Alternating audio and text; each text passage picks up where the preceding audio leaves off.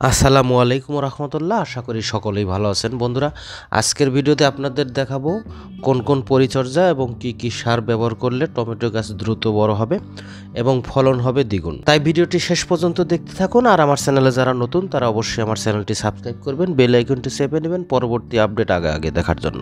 বন্ধুরা, ভিডিওতে যে টমেটো গাছগুলো দেখছেন সেগুলো একটি হাউজে লাগিয়েছি। প্রতি বছর এই হাউজে অনেক টমেটোর ফলন হয়।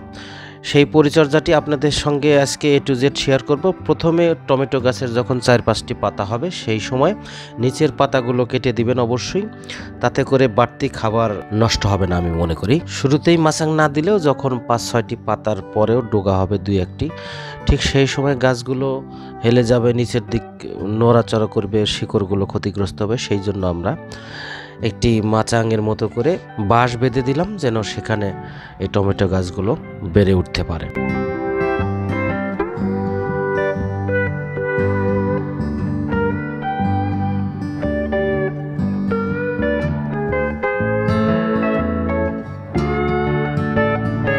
আমরা জানি একটি গাছের যত দ্রুত শিকড় বৃদ্ধি করার সুযোগ করে দেওয়া যাবে তত গাছটির ফলন ভালো হবে এবং গাছটি দ্রুত বড় হবে। টমেটো গাছের একটি বৈশিষ্ট্য হলো টমেটো গাছের গোড়ায় যদি বাড়তি কিছু মাটি দেওয়া হয় সেখান থেকেও খুব দ্রুত শিকড় হয় এবং বাড়তি কিছু শিকড় হয়। তো এই বাড়তি শিকড় অর্থাৎ বাড়তি রুট যত বেশি হবে গাছের ফলন এবং গাছটি তত ঝাঁকড়ানো হবে, তত মোটা হবে। দেখতে পাচ্ছেন গাছের গোড়ায় অল্প অল্প শিকড় দেখা যাচ্ছে, সেখানে আমি কিছু মাটি দিয়ে দিব। যেই পর্যন্ত মাটি দিবেন সেই পর্যন্ত বাড়তি কিছু শিকড় হবে।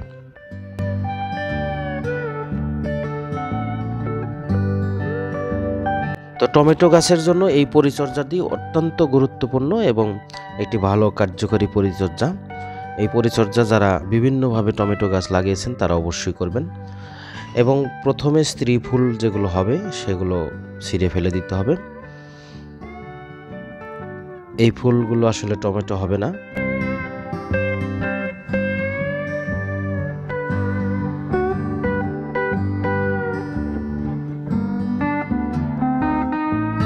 এরপরে 15 দিন পরে টমেটো গাছের অবস্থা দেখতে পাচ্ছেন। ওই দ্রুত বড় হওয়ার জন্য যে মাটিগুলো দিয়েছিলাম সেখান থেকে আরও বাড়তি শিকড় হয়েছে এবং অলরেডি গাছের চেহারাই অন্যরকম হয়েছে, দেখতে পাচ্ছেন। এখন টমেটো ধরা শুরু হবে আশা করি, এবং টমেটোর ফুল অলরেডি চলে আসছে। টমেটো গাছের যত ডোগা হবে তত ফলন হবে এই কথাটি ভুল। নিচের দিকে কোনো ডোগা রাখা যাবে না। এবং টমেটো গাছের আর একটি বিশেষ খারাপ বিষয় হলো সেখানে প্রচুর পিঁপড়া আক্রমণ করে, কালো পিঁপড়া, লাল পিঁপড়া।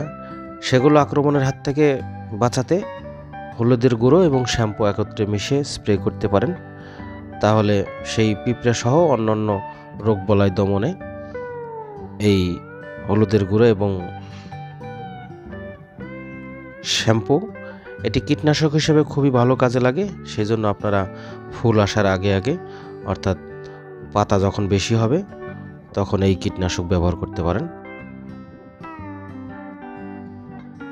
না হলে রস চোষা কিছু পোকা রয়েছে সেগুলো আপনার ডোগা খেয়ে কুকরি মুকরি হয়ে যাবে।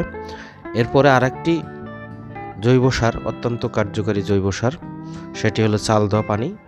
মাঝে মধ্যেই আপনারা টমেটো গাছের গোড়ায় চাল ধোয়া পানি দিতে পারেন। এতে করে টমেটো গাছ দ্রুত বড় হওয়ার অনেক শক্তি, জৈব শক্তি উৎপন্ন করে, মাটির উর্বর শক্তি বৃদ্ধি হয়। বাড়তি কিছু আগাছা থাকলে সেগুলো আপনারা তুলে ফেলে দিবেন, কারণ এই সময়ে যত টমেটো গাছ বড় হবে তত বাড়তি কিছু খাবার দরকার হবে। তো যেহেতু টব বা হাউস, সেখানে সীমিত কিছু খাবার থাকে যে কোনো গাছের জন্য, আগাছা সেই জন্য রাখা যাবে না। আরও 5-6 দিন পরে আগাছাগুলো তোলার পরে দেখতে পাচ্ছেন অলরেডি টমেটো ধরা শুরু হয়েছে এবং কয়েকটি ধরেছেও। ফুলগুলো এখন হবে। দ্রুত ফুল এবং দ্রুত টমেটো বড় হওয়ার জন্য আরও কিছু পরিচর্যা রয়েছে। সেই পরিচর্যাগুলো আপনাদের সঙ্গে পরবর্তী ভিডিওতে শেয়ার করব।